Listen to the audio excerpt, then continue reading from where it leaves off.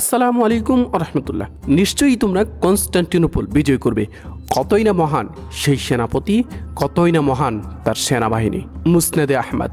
রাসূল পাক সাল্লাল্লাহু আলাইহি সাল্লামের মুখ থেকে এই হাদিস শোনার পর মুসলমানরা শতাব্দীর পর শতাব্দী চেষ্টা করে গিয়েছেন বিখ্যাত এই শহরটি জয় করার। প্রথম যুদ্ধ হজরত ওমর ফারুক রাদিয়াল্লাহু তাআলা আনহুয়ের শাসনামলে হজরত মুআবিয়া রাদিয়াল্লাহু তাআলা আনহুয়ের বাহিনী 652 সালে জাহাজ নিয়ে কনস্টান্টিনোপলে পৌঁছান।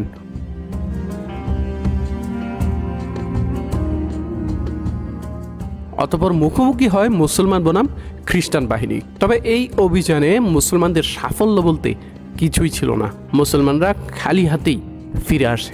দ্বিতীয় প্রচেষ্টা হয় হযরত মুআবিয়া রাদিয়াল্লাহু তাআলা আনহুর শাসনামলে। সেনাবাহিনীর নেতৃত্ব দেন ইয়াজিদ ইবনে মুআবিয়া। এই বাহিনীতে রাসূল সাল্লাল্লাহু আলাইহি ওয়াসাল্লামের অন্যতম সঙ্গী 90 বছর বয়সী আবু আইয়ুব আল আনসারী রাদিয়াল্লাহু তাআলা আনহু ছিলেন।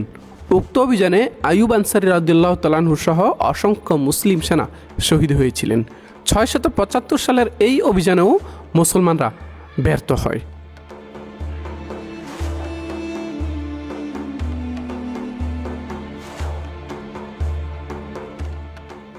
এরপর 717 সালে উমাইয়া খলিফা সুলাইমান বিন আব্দুল মালিক, 739 সালে উমাইয়া খলিফা হিসাম বিন আব্দুল মালিক, 785 সালে আব্বাসি খলিফা মুহাম্মদ আল মাহদি শহরটি জয় করার চেষ্টা করেছিলেন, কিন্তু প্রতিবারই তারা ব্যর্থ হন।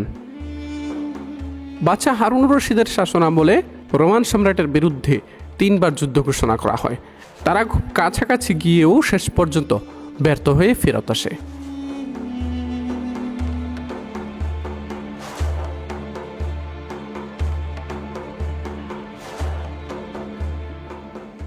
ওসমানীদের পক্ষ থেকে কনস্টান্টিনোপলে সর্বপ্রথম আক্রমণ করেন ইলদিরিম বাইজিদ খান। এক এক করে 4বার কনস্টান্টিনোপল অবরোধ করেন এই সাহসী সুলতান। চতুর্থবার যখন কনস্টান্টিনোপল অবরোধ করেন তখন প্রায় বিজয় হাতের নাগালেই চলে আসে, কিন্তু তখনই অপ্রত্যাশিতভাবে আনাতোলিয়ায় অভিযানে আসেন তৈমুরলং। বাধ্য হয়েই কনস্টান্টিনোপল অবরোধ তুলে নেন সুলতান প্রথম বাইজিদ। দ্বিতীয় মুরাদের শাসনামলে আবারও কনস্টান্টিনোপল অবরোধ করা হয়। এবারও জয়ের ধার প্রান্তে গিয়ে ফেরত আসে উসমানীয়রা, কারণ বাইজেন্টাইন সম্রাটের প্ররোচনায় পড়ে শাহজাদা মোস্তফা বিদ্রোহ শুরু করেছিল আনাতোলিয়ায়। 1451 সালের 18 ফেব্রুয়ারি পুনরায় সিংহাসনে আরোহণ করেন সুলতান দ্বিতীয় মেহমেদ।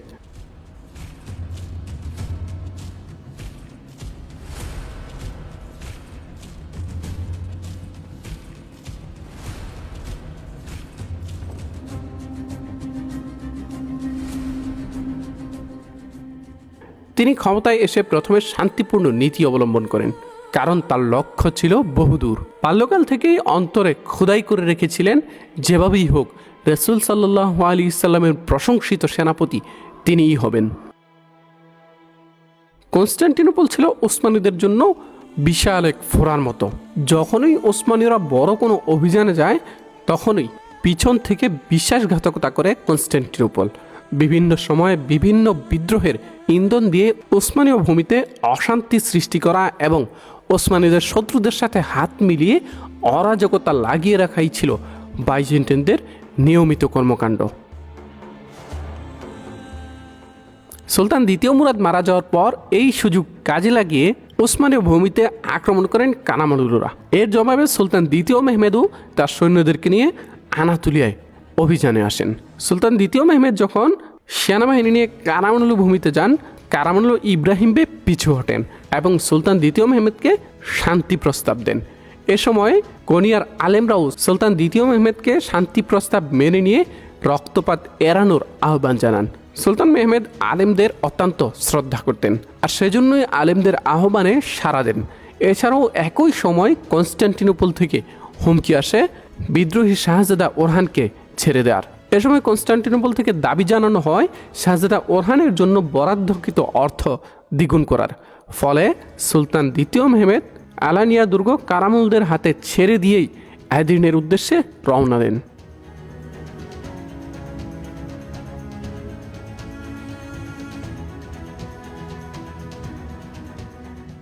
কারামান ভূমিতে থাকা অবস্থায় সুলতান দ্বিতীয় মেহমেদের কাছে যখন বাইজেন্টাইন দূত গিয়েছিল তখন তিনি বলেছিলেন এদির্নে ফিরে গিয়ে তার সিদ্ধান্ত জানাবেন।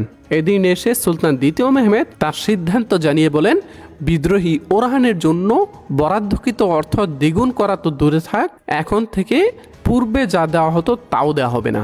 বিদ্রোহী এই শাহজাদার জন্য আর এক পয়সাও খরচ করবে না ওসমানীয় সাম্রাজ্য।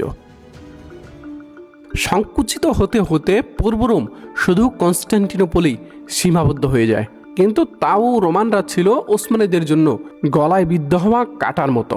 বাইজেন্টাইন সম্রাটরা প্রতিটা মুহূর্তেই অপেক্ষায় ছিল কিভাবে ওসমানীদের সমস্যায় ফেলা যায়। বিভিন্ন সময় পুরো খ্রিস্টান বিশ্বকে ওসমানীদের বিরুদ্ধে যুদ্ধ করতে উস্কানি দেয় বাইজেন্টাইনরা। ওসমানীয় সাম্রাজ্যের শান্তি প্রতিষ্ঠার জন্য কনস্টান্টিনোপল বিজয় করা ছিল অবধারিত।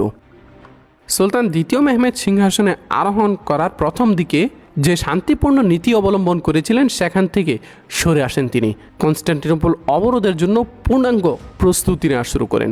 তার প্রথম পদক্ষেপ ছিল 1394 সালে ইলদিরিম বাইজিদ খান কর্তৃক নির্মিত বসফরাস প্রণালীর এশীয় অঞ্চলের আনাদুলু হিসারের বিপরীতে ইউরোপীয় অংশে রুমেলি হিসার নির্মাণ করা। কৃষ্ণ সাগরের দুই প্রান্তে দুর্গ নির্মাণের উদ্দেশ্য ছিল অবরোধ চলাকালীন সময়ে কৃষ্ণ সাগর দিয়ে যেন বাইজেন্টাইনরা কোনো প্রকার সহায়তা না পায়। দুর্গটি মাত্র 4 মাসের অল্প সময়ের মধ্যে নির্মাণ করা হয়। উভয় দুর্গেই সমুদ্রের দিকে তাক করে কামান স্থাপন করা হয়। এই অঞ্চল পার হতে বিদেশি সকল জাহাজকে কর দিতে হতো, আর এর মাধ্যমে ওসমানীরা অর্থনৈতিকভাবেও বেশ লাভবান হয়। যারাই নিয়ম না মেনে বসফরাস পার হতে চাইতো তাদেরকে কামানের গোলামেরই ধ্বংস করে দেওয়া হতো।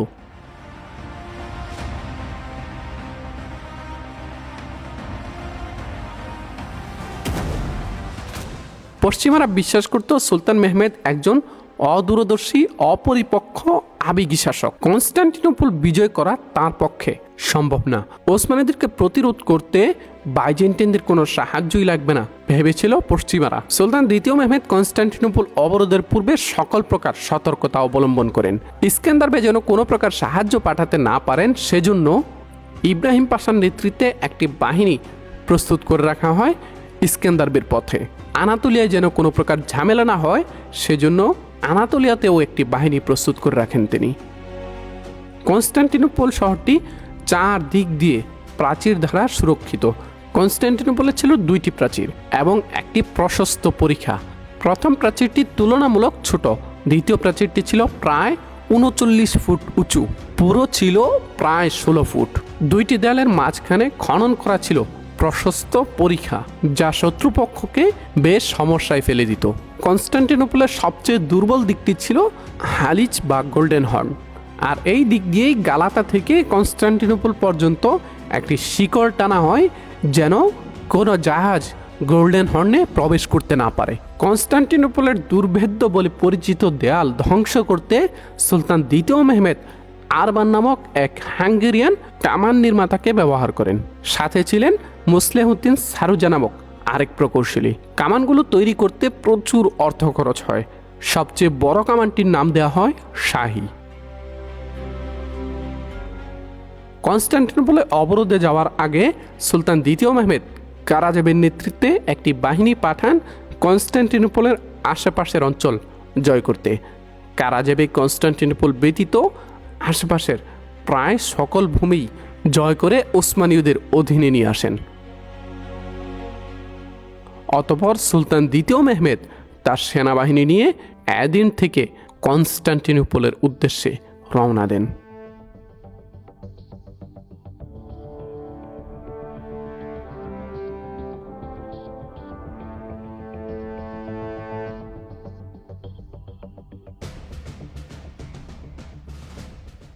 যদিও পশ্চিমা ঐতিহাসিকগণ দাবি করেন এই অবরোধের সময় বাইজেন্টাইন সেনাবাহিনীতে মাত্র 7 থেকে 8 হাজার সৈন্য ছিল, কিন্তু তাদের দাবি সম্পূর্ণই মিথ্যা ছিল। বাইজেন্টাইন সেনাবাহিনীতে কমপক্ষে 20,000 সৈন্য ছিল। কনস্টান্টিনোপলের আশেপাশের সকল বাইজেন্টাইন জনগণও কনস্টান্টিনোপলে প্রতিরক্ষা কাজে যোগ দেয়। গোল্ডেন হর্নের শিকলের পিছনে 12টি বাইজেন্টাইন জাহাজ শিকল রক্ষা করে যাচ্ছিল। গোল্ডেন হর্ন এবং মারমারা দেয়ালে কেবল প্রহরীরা ছিল, কারণ এই দিকটা ছিল সবচেয়ে নিরাপদ। পুরো বাইজেন্টাইন সৈন্য ছিল এদিনের দিকে প্রাচীরে মোতায়েন করা। 6 এপ্রিল শুক্রবার ওসমানীয় সেনাবাহিনী কনস্টান্টিনোপলের সামনে এসে উপস্থিত হয়।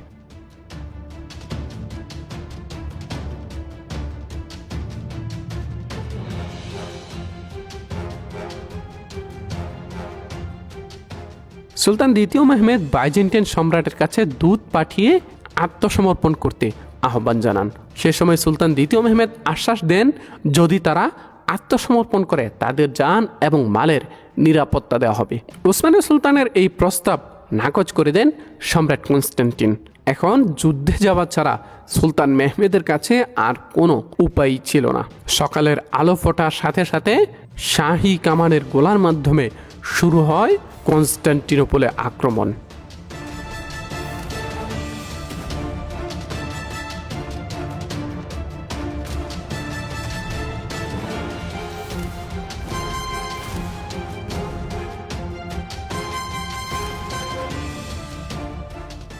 যদিও কামানের গোলায় প্রাচীরে বেশ ক্ষতি হচ্ছিল, কিন্তু বাইজেন্টাইন সৈন্যরা দ্রুতই তা মেরামত করে যাচ্ছিল। সেই সাথে তীর দিয়ে ওসমানীয় সেনাদেরকে প্রাচীরের কাছে আসতেও বাধা দিয়ে যাচ্ছিল বাইজেন্টাইন সৈন্যরা। ওসমানীয় সেনারা বাইজেন্টাইন সৈন্যদের নিক্ষেপ করা তীরকে উপেক্ষা করে দলে দলে ছুটে যান প্রাচীরের দিকে। মই এবং কাঠের টাওয়ার ব্যবহার করে প্রাচীরে ওঠার চেষ্টা করে যাচ্ছিল ওসমানীয় সেনারা, কিন্তু ঠিক সেই মুহূর্তেই ওসমানীয়রা কঠিন পরিস্থিতিতে পড়ে যায়, কারণ বাইজেন্টাইন সৈন্যরা তখন গ্রিক ফায়ার ব্যবহার করতে শুরু করে। ওসমানীয়দের মই এবং কাঠের টাওয়ারের সাথে সাথে ওসমানীয় সেনাদেরকেও পুড়িয়ে ধ্বংস করে দিচ্ছিল গ্রিক আগুন।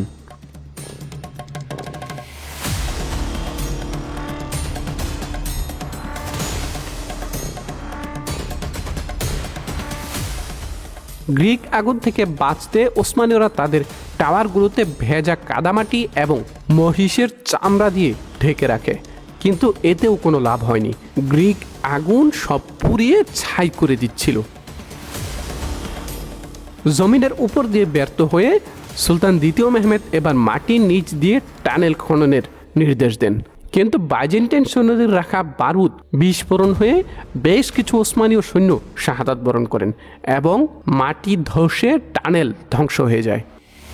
ওসমানীয় সেনাবাহিনীতে মৃতের সংখ্যা বৃদ্ধি পাচ্ছিল এবং এতে করে বাকি সৈন্যদের মনোবলও ভেঙে পড়তে থাকে। রাষ্ট্রের বেশ কিছু পাশা অবরোধ তুলে নেওয়ার পক্ষে মতামত দেওয়া শুরু করেন, তবে শেখ আকশামসুদ্দীন সহ রাষ্ট্রের আরও বেশ কিছু পাশা অবরোধ চালিয়ে যাওয়ার পক্ষে মত দেন। সুলতান দ্বিতীয় মেহমেদও অনড় ছিলেন অবরোধের পক্ষে। তিনি এবার সৈন্যদেরকে কামান এবং মানজানিক দিয়ে পুরো দমে আক্রমণ করার নির্দেশ দেন।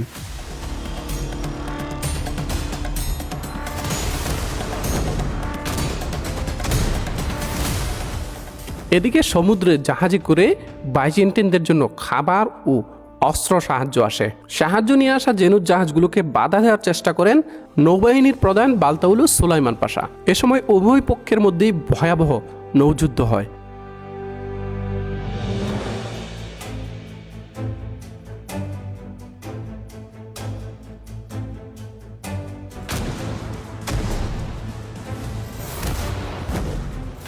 সুলতান এবং অন্যান্য পাশারা কৌতূহলের সহিত তীরে দাঁড়িয়ে দাঁড়িয়ে নৌযুদ্ধ পর্যবেক্ষণ করে যাচ্ছিলেন। জেনুদ জাহাজগুলো ওসমানীয় জাহাজ থেকে আকারে ছিল অনেক বড়, তাছাড়া বাতাসও ছিল জেনুজদের পক্ষে। আর এই সুবিধাকে কাজে লাগিয়ে জেনুদ জাহাজগুলো ওসমানীয় জাহাজকে ফাঁকি দিয়ে কনস্টান্টিনোপলে সাহায্য নিয়ে যায়। নৌযুদ্ধের এই অবস্থা দেখে সুলতান দ্বিতীয় মেহমেদ অত্যন্ত ক্ষুব্ধ হন। তিনি তার ঘোড়া নিয়েই সমুদ্রে নেমে যান। জেনুদ জাহাজগুলোর মাধ্যমে অবরোধে টিকে থাকার জন্য খাবার এবং পর্যাপ্ত অস্ত্র সহায়তা পেয়েছিল বাইজেন্টাইনরা। এই ঘটনায় সুলতান দ্বিতীয় মেহমেদ অত্যন্ত রাগান্বিত হন। তিনি নৌবাহিনীর প্রধান বালতাউলুস সুলাইমান বেকে তার পদ থেকে বহিষ্কার করেন এবং 100 বেত্রাঘাত শাস্তি দেন। বালতাউলুস সুলাইমান বের জায়গায় দায়িত্ব দেওয়া হয় হামজা বেকে। 21 এপ্রিল 1453 সাল কামানের তীব্র গোলাবর্ষণে তোপকাপির প্রাচীরটি ভেঙে যায়। পরের দিন সকালে ঘুম থেকে জেগে বাইজেন্টাইনরা আশ্চর্য হয়ে যায়। রাতের অন্ধকারে এক অসাধ্য সাধন করেছেন সুলতান দ্বিতীয় মেহমেদ। শিকলের কারণে গোল্ডেন হর্নে ওসমানীয় জাহাজ প্রবেশ করাতে না পেরে গালাতার পাহাড়ের ঢালে কাঠের গুঁড়ির উপর চর্বি ব্যবহার করে ৬৭টি জাহাজ ভূমি দিয়ে প্রায় ৩ কিলোমিটার চালিয়ে গোল্ডেন হর্নে প্রবেশ করান সুলতান দ্বিতীয় মেহমেদ।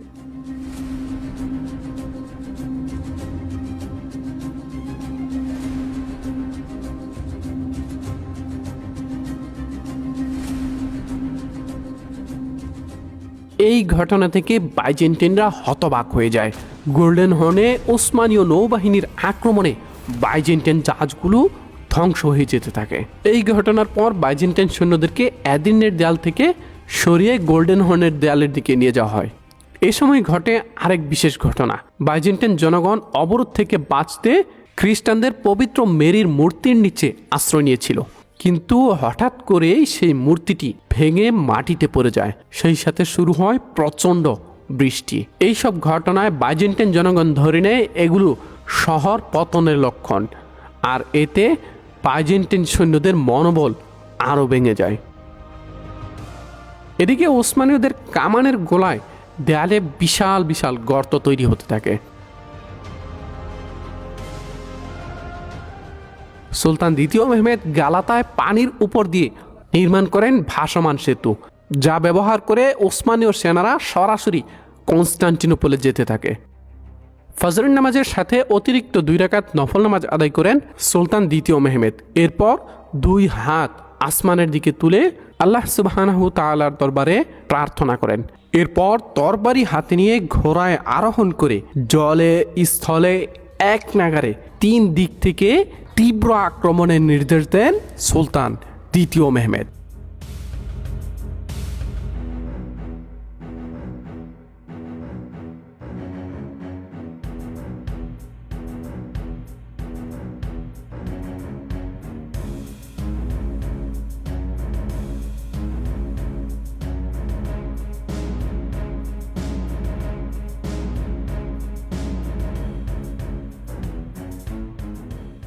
যুদ্ধ যখন চরম পর্যায়ে উলুবাতলি হাসান নামক এক আকিঞ্জি প্রাচীর বেয়ে উপরে উঠতে সক্ষম হন এবং সাথে সাথেই তিনি কনস্টান্টিনোপলের প্রাচীরে ওসমানীয়দের পতাকা লাগিয়ে দেন। কনস্টান্টিনোপলের প্রাচীরে ওসমানীয়দের পতাকা পথ পথ করে উঠতে দেখে মুজাহিদদের আত্মবিশ্বাস বেড়ে যায় কয়েক গুণ এবং তারা পুরোদমে লড়াই করতে শুরু করে।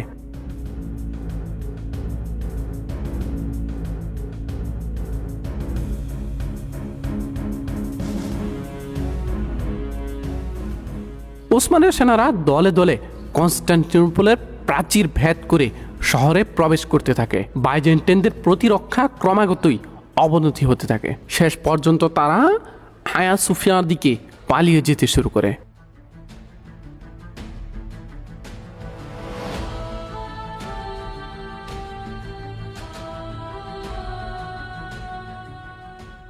দুপুর নাগাদ কনস্টান্টিনোপল ওসমানীয়দের নিয়ন্ত্রণে চলে আসে।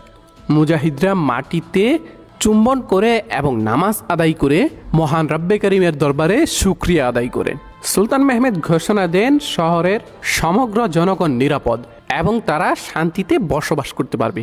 যুদ্ধের পরিবেশ মুহূর্তেই উৎসবে পরিণত হয়। অবশেষে শহরে প্রবেশ করেন বিজয়ী সুলতান ফাতিহ সুলতান মেহমেদ খান।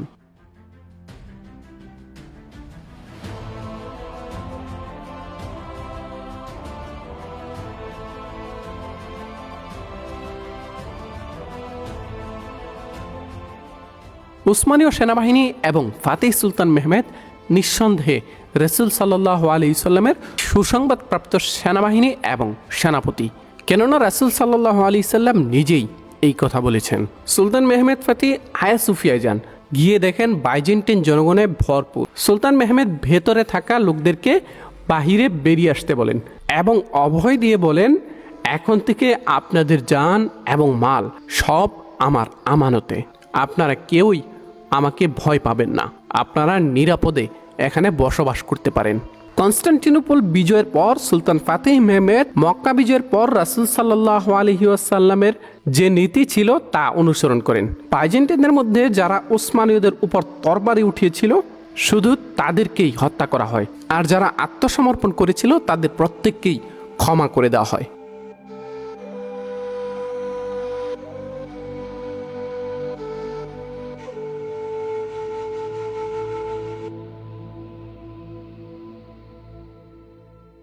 অবরোধের পূর্বে গালাতার জেনুস প্রতিশ্রুতি দিয়েছিল যে অবরোধের সময় তারা পূর্ব রোমকে সকল প্রকার সাহায্য করা থেকে বিরত থাকবে, কিন্তু তারা তাদের প্রতিশ্রুতি ভঙ্গ করে অবরোধের সময় বাইজেন্টাইনদেরকে সাহায্য করে। আর তাই কনস্টান্টিনোপল বিজয়ের পর গালাতাও নিজের অধীনে নিয়ে নেন সুলতান ফাতিহ মেহমেদ।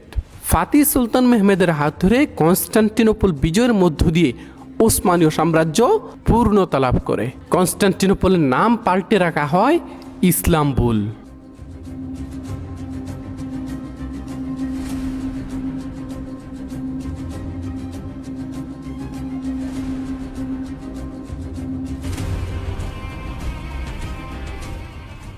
সুপ্রিয় দর্শক মণ্ডলী, আজকের এপিসোডটি এই পর্যন্ত। আমাদের পরবর্তী এপিসোড অর্থাৎ সুলতান দ্বিতীয় মেহমেদের যুদ্ধসমূহ এপিসোড নাম্বার 2 আমরা আলোচনা করব অবশিষ্ট বাইজেন্টাইন ভূমি জয় করে বাইজেন্টাইন সাম্রাজ্যের কফিনে কিভাবে প্যারেক ঢুকিয়ে দিয়েছিল ওসমানীয়রা সেই ইতিহাস নিয়ে, সেই সাথে সাথে ঐতিহাসিক বেলগ্রেড অবরোধ এবং ট্র্যাভিজান জয়ের ইতিহাস নিয়ে। তো দর্শক, আমাদের সেই এপিসোডটি দেখার আমন্ত্রণ জানিয়ে আজকের মতো বিদায় নিচ্ছি। দেখা হচ্ছে আমাদের পরবর্তী এপিসোডে। আমাদের আজকের এপিসোডটি ভালো লেগে থাকলে অবশ্যই লাইক কমেন্ট শেয়ার করে আমাদেরকে পরবর্তী এপিসোড বানাতে উৎসাহ প্রদান করার অনুরোধ জানিয়ে আজকের মতো বাই বাই। আসসালামু আলাইকুম ওয়া রাহমাতুল্লাহ।